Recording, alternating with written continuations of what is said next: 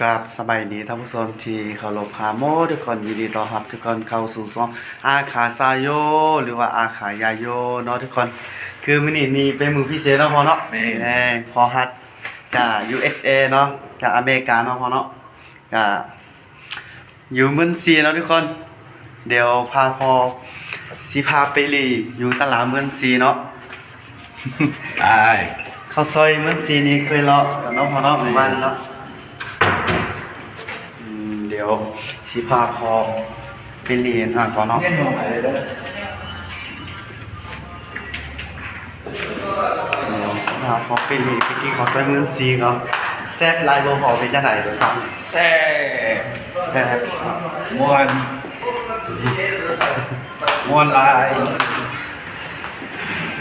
มาหาลูกลิ้นน้ำลูกมวนลาย ค่ะค่ะบ่ว่าบ่แพ้นี่ผมว่าพอเดี๋ยวน้องพ่อเนาะ เอ๊ะ เดี๋ยวสิพาพอไปเรียนตารางก่อนครับก่อนดีๆแม่มาฮอดแล้วดีๆอยู่ตลาดเนาะพ่อเนาะ ตลาดมันสีเดี๋ยวสิพาพอไปเบิร์นเครื่องคอมันสีเนาะโอ้โห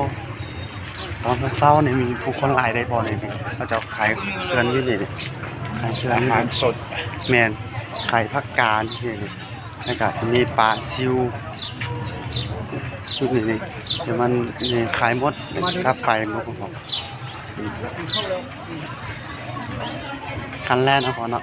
คนหมาเนี่ย คันแรก ครั้งแรกมาแก้มลูก อีวันเดอร์กัน สิง อีวันเดอร์กันสิได้ปะลืมไปแล้วกลับอเมริกาแล้วอันอยู่อเมริกานี่ขายแบบนี้บ่พอ ก็ได้หลบตลาด เป็นตัวในเมืองเนาะอยู่อเมริกาเนี่ย มั เนาะ นสิอยู่ในนี้ในเป็นบิ๊ก อ๋อ ใหญ่ตลาดนี่ใหญ่พุ่นน่ะมันสิบ่เปิดแนวนี้มันมีแอร์มีนั่น อันนี้บ่ขายบ่พออยู่อเมริกานี่บ่ขาย เป็ เด้ นลังมอง แม่น ลังมองกับนี้ นี่น่ะเขา ส่วนหลายมุมนี้ดอกขายาก เห็นเองที่พอนั้นหรือว่ามันจะได้ บ่เขาส่งมาจากต่างประเทศ เกิดเฉพาะแม่ลาวหรือว่าไทยเนาะพอเนาะ ใช้ส่วนใหญ่ ไทยเพราะว่าอยู่อเมริกาก็คนไทยก็หลายได้พอ อือฮึ คนไทยก็หลาย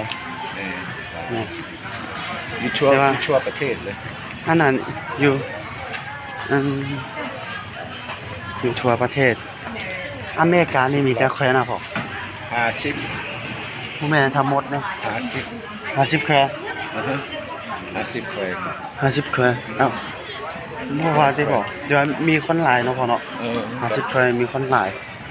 แขวงใหญ่มันก็มีหลายคนคนหลายแขวงใหญ่ตัวน้อยตัวใหญ่ อ๋อ แขวงน้อยก็มีคนหลาย เป็นงานเลย เฮ็ดให้กิน เขาเลยพ่อพี่บอกพ่อ กินอยู่หาเล็กน้อยมากกันจะกินพร้อมกัน เรียกว่าเป็นงานเลยเหรอ ยังเลย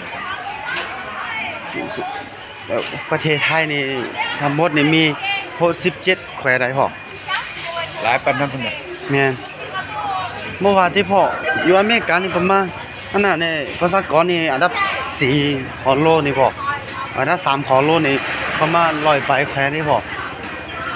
อเมริกามีได้360ล้านคน ประมาณ 10แขวง อยู่ไทยนี่ประมาณนั่นนี่พ่อประมาณ67แขว้นหรือว่าประชากรนี่ประมาณ70ล้านบ่ประมาณนี้ 70กว่าที่เขาลองไป เจ้าไข่ไก่เป็ดเนาะพ่อเนาะอยู่อเมริกาก็ไข่แบบนี้บ่พ่อ บ่มี บ่มีมีปลามีปลา เขา แหละ ขายเรียบร้อยแล้ว อืม มีอีหยังนี่ ตาอันนั้นนี่พ่อกระดูดนี่เจ้าไข่สิงงัวนี่สิงงัวนี่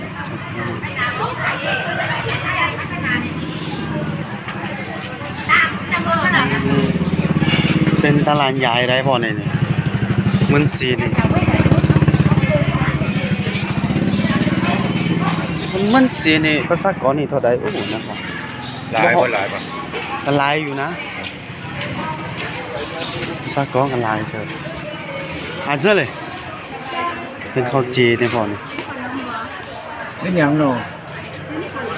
เจ จึงกล้วยตรง ใน นี้ มันน่ะ มันมะขูดำมะขูแย่ขูดำ ลอง มะขูดำมัน เอามันกับกล้วยอันละอันอันนี้ พอเอาเท่าไหร่อ่ะ เอาเถอะ 10,000เนาะ โอ พ่อ เคมันบ่หลายพอปะ อยู่อเมริกานี่บ่มีแบบนี้ขายบ่พ่อ มันมีอยากลองมันแซ่บ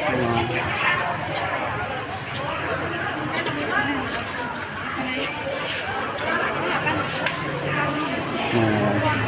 ใส่ทุกอย่างอีก เอาบ่ลองมันดู ลองเบิ่งให้พ่อลองก่อนให้พ่อลองก่อนเป็นจังไดพ่อรสชาติแซ่บบ่พ่อ อือฮึ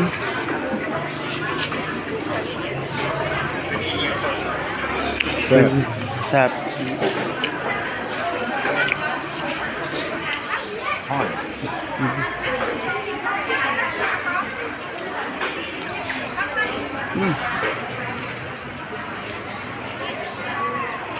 เอาแม่ลูก ลองดูบ่กี่แล้ว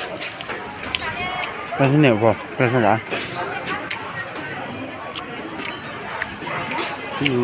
ฟันสิพาเพาะมานี่อยู่ตลาดเมืองศรีเนาะทุกคนมันย้ายเติมเนาะพอเนาะตลาดอ่ะคือตลาดเศร้าอยู่หลวงบ้านก็น่าได้พอมันบ่ค่อยใหญ่ปานใดมันแคบหลายนี่พอมันน้อยเกินไปเนาะคนยากกับคนไทยนี่ก็หลายแม่คนไทยเนาะพอเนาะแต่มันเที่ยวอยู่หลวงบ้านนี่ คนไทยมาเที่ยวหลาย แม่นประมาณ50%คนไทยนี่เรามาเที่ยวนี่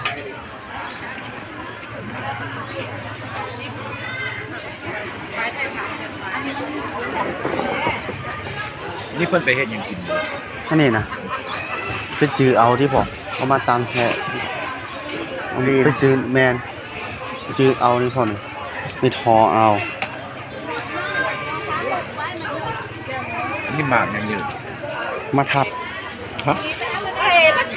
มาทาเลยนี่มาทาบ มะพร้าว มาทาบ bán này chim bữa đâu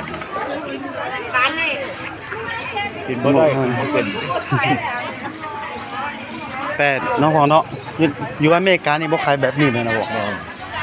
เดี๋ยวมาอยู่พี่นี่โอ้มันอยู่เล่าวนี่มันอันนั้นนี่พอ มันบ่สะอาด ติดกับธรรมชาติหลายนี่พอมีป่าพุดป่าไม้หลายนี่พอเพราะว่าอันนั้นมันน่ะ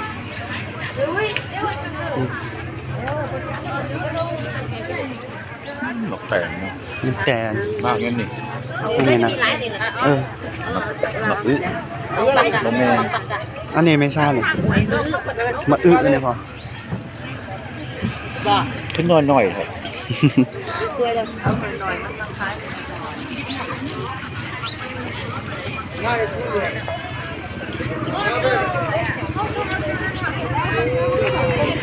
อันนี้เพิ่นไปเฮ็ดหยังกิน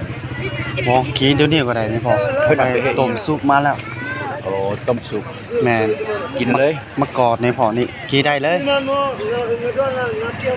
มักกอกคือใส่ตำฮุ่งหั่นว่ะ บอกว่าแม่ มันหอมได้พอนี่นี่ อันนี้ก็มักกอก แม่น อันนั้นก็มักกอก แม่นมากอปลาเลยมันตัวดำมันหอมหลายเลยพอ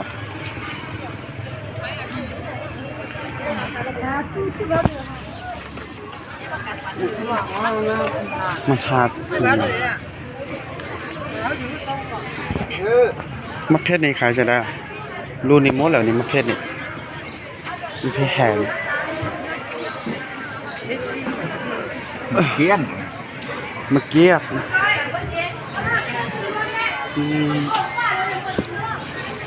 มะพร้าวนี่คน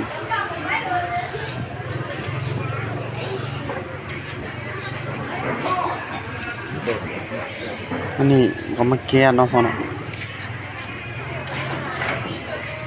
อันค่ะเอาเงินบาทไปใจายอยู่อเมริกานี่เขาบ่เอาที่พ่อมีแต่เอาเงินดอลลาร์เนาะแล้วมีเงินยูโรเด้อพ่อ ยูโรก็บ่เอา เงินปอก็บ่เอา เงินหยังบ่เอาเงินดอนมีแต่เงินดอน อยู่เล่าวเนี่ยเขาจะเอานี่เอาเงินดอลลาร์เงินหยวนเงินกีบแล้วก็เงินบาท เอาสียานพอ เขาเจ้าไปจ่ายบ่ได้ อืม ก็หลีเสียง65ตัวน้อยๆในเท่าเด้อ ครับประมาณนี้เนาะทุกคนพาพอมาเบิร์นตลาดตอนเที่ยงๆหลังจากเลิกเที่ยงมากสิพาพอมาเบิร์นตลาดนี่เนาะทุกคนข้าวซอยหน้าข้าวซอยนี่ผมเคยกินแล้วนี่พอ กินแล้ว กินแล้ว เมื่อวานนี่ ใช่ไหมแซ่บอ่ะ แต่ลาย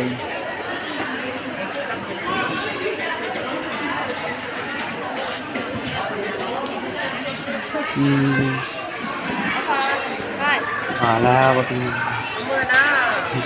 เป็นหยังเพิ่นจังฮอดข้าวซอย มันนี่ข้าวซอยเวลาอันนั้นมันพอเนี่ยเขาจะเอาซอยแบบ ข้าว นี้ เจ้าซอย แมน เลยห้องข้าวซอย แมนเป็นตัวตำลานเอาผลิตเองเฮเองข้าวซอยนี่ส่วนหลายแม่คนไทยมากกว่าเมื่อกี้ข้าวซอยไรพอถ้าบ่กี้ข้าวซอยนี่บ่มาเฮาเมือนซีพอ พอไปเที่ยวไสมาไสก็แล้วแต่ถ้าบ่กี้ข้าวซอยนี่เขาว่าบ่มาเฮาเมือนซี ค่ะเพราะนั่นจริง นี่ที่พ่อเขาเนี่ยบ่มาแต่ที่ลูกบอกเลยเอาโทรศัพท์มาโอ้มีภาคกลางเด้อบ่ภาคกลางเขาขายหลายเนาะบ่เนี่ยอืม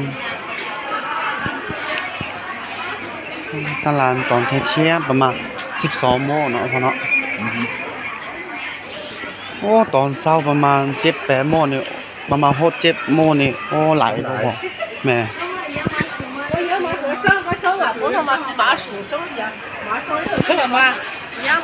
ส่วนหลายแม่พอมากินอาหารแบบใดบ่